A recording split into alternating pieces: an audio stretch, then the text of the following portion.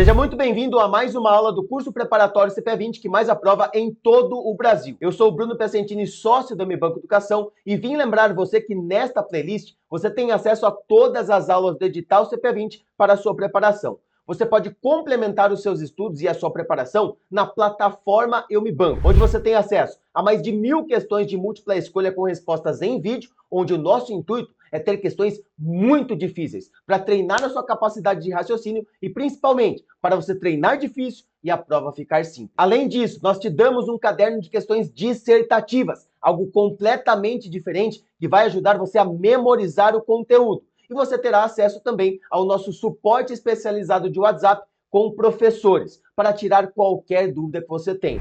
Tudo isso por apenas R$ 49,90 mensais no modelo de assinatura, onde você cancela sem carência nenhuma. Passa na prova e cancela.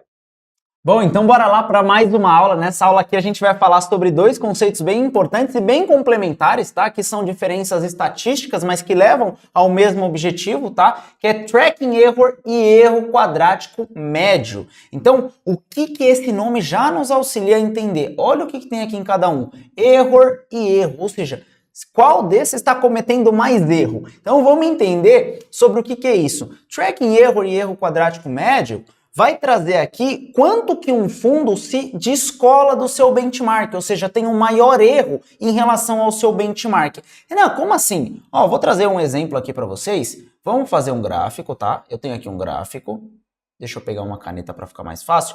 E vamos pegar um benchmark aqui, o CDI, um ativo livre de risco. Eu tenho aqui o CDI, constante, de boa. E aqui eu vou ter dois fundos. Vamos pegar o fundo A. Então, ó, o fundo A tá aqui, ó. Ó, tô desenhando ele aqui.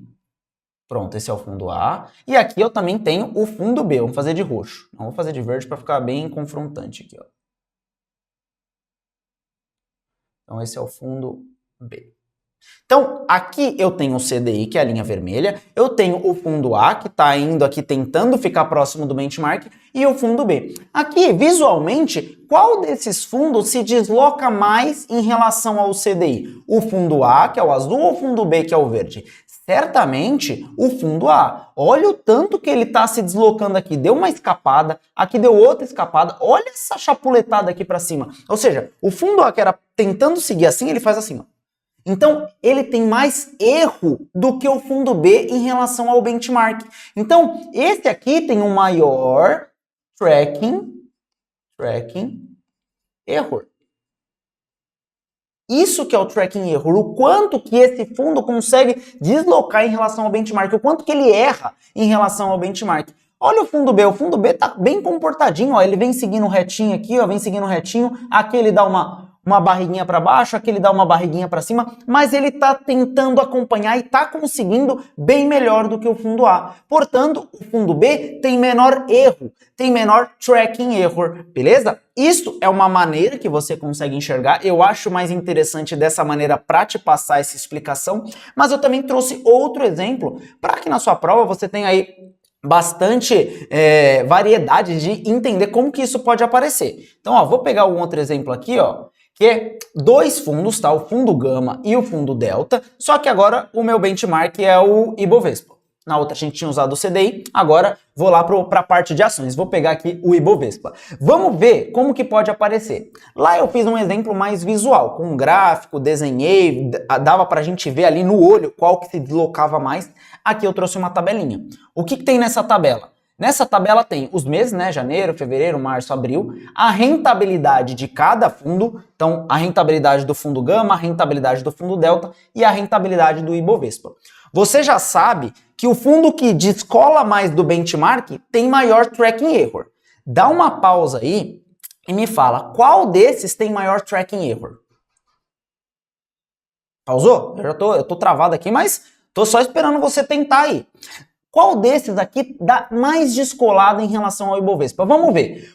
Vamos ver o fundo Delta, que está mais próximo. Olha, o Ibovespa rendeu 3, o Delta 2,5. Está bem próximo. O Ibovespa 5, o Delta 4. O Ibovespa 2, o Delta 2. Ou seja, estão ali bem coladinhos. O Delta caiu 1, o Ibovespa caiu menos 2. Ou seja, eu tô vendo que o Delta está bem próximo. Beleza, quase não errou. Vamos ver o Gama? Vamos ver o Gama? Ó, o Ibovespa rendeu 3, o Gama rendeu 6. Opa, já deu uma baita descolada. O Ibovespa rendeu 5, o Gama rendeu 1. Caramba, outra descolada, 4% de diferença. Aqui mesma coisa, o Ibovespa rendeu 2, em março o Gama rendeu 5. E aqui em abril o Ibovespa caiu menos 2 e o Gama caiu menos 5. Ou seja, certamente o fundo Gama teve maior erro em relação ao Ibovespa. Então por isso o fundo Gama tem maior tracking error, beleza? Então se a sua prova te perguntar também qual desses dois fundos tem mais característica de uma gestão passiva, por exemplo, qual que você vai falar?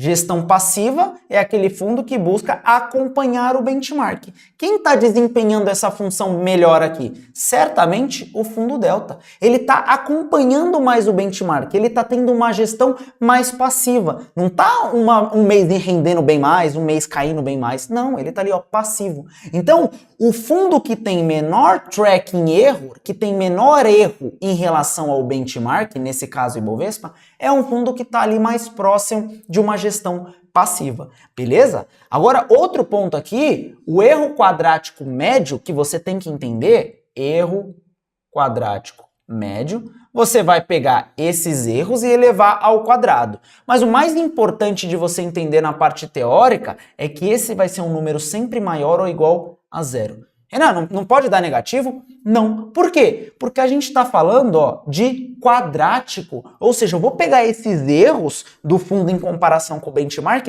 e vou elevar ao quadrado.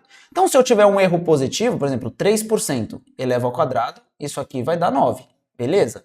2% eleva ao quadrado, isso aqui vai dar 4.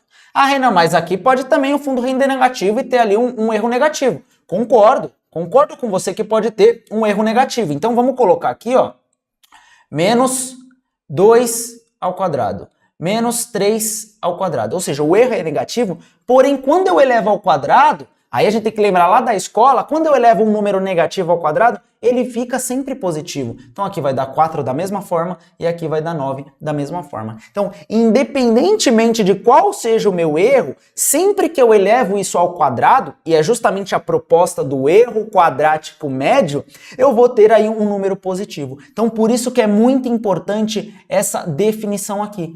O erro quadrático médio sempre vai ser maior ou igual a 0, beleza? E aqui, lembrando novamente, tracking error é quanto que o fundo está se descolando em relação ao benchmark.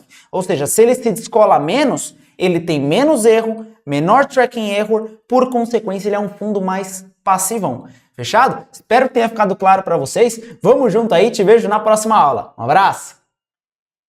Você acabou de assistir uma aula muito importante para a sua aprovação e eu vim te contar uma coisa muito importante. Na plataforma de estudos da Eu Me Banco Educação, você tem acesso a mais de 1000 questões de múltipla escolha, que ajuda você a fixar o conteúdo e também a entender a linguagem da prova. Você também tem acesso a mais de 120 questões dissertativas. São questões bem diferentes que ajudam você a memorizar o conteúdo.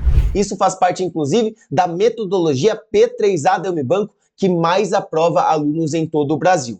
Além das questões, você também tem acesso na plataforma de estudos a um suporte especializado de professores que vão tirar todas as suas dúvidas pensando na sua aprovação. Para você se inscrever é muito fácil. Aqui na descrição desse vídeo você encontra o link e pode fazer a sua assinatura mensal por apenas R$ 49,90 por mês.